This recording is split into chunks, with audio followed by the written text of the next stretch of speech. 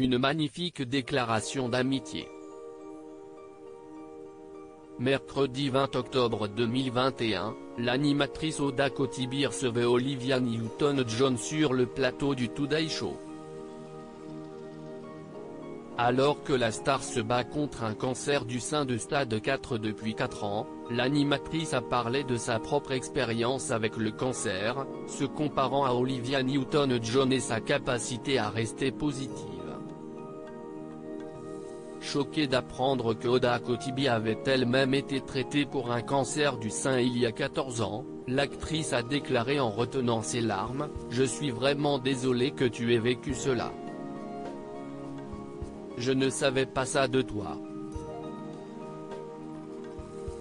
Alors tu vas bien maintenant, tu vas bien ?»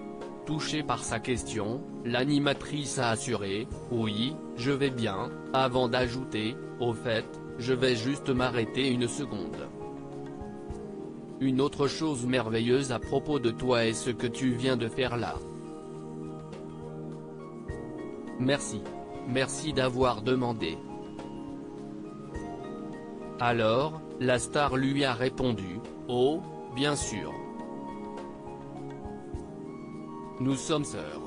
Quiconque a fait ce voyage avec le cancer, ce sont des destinations inconnues, des surprises et des virages. » C'est en 1992 que les médecins avaient annoncé à Olivia Newton-John qu'elle était atteinte d'un cancer du sein. Après avoir subi une mastectomie et une chimiothérapie, l'actrice avait réussi à vaincre la maladie. Hélas, c'est après avoir été victime d'une rechute en 2013 qu'elle apprenait en 2017 être atteinte d'un cancer de stade 4. Optimiste, l'ex-star de Grease a assuré lors de cette interview se sentir bien, notamment grâce à sa consommation de marijuana.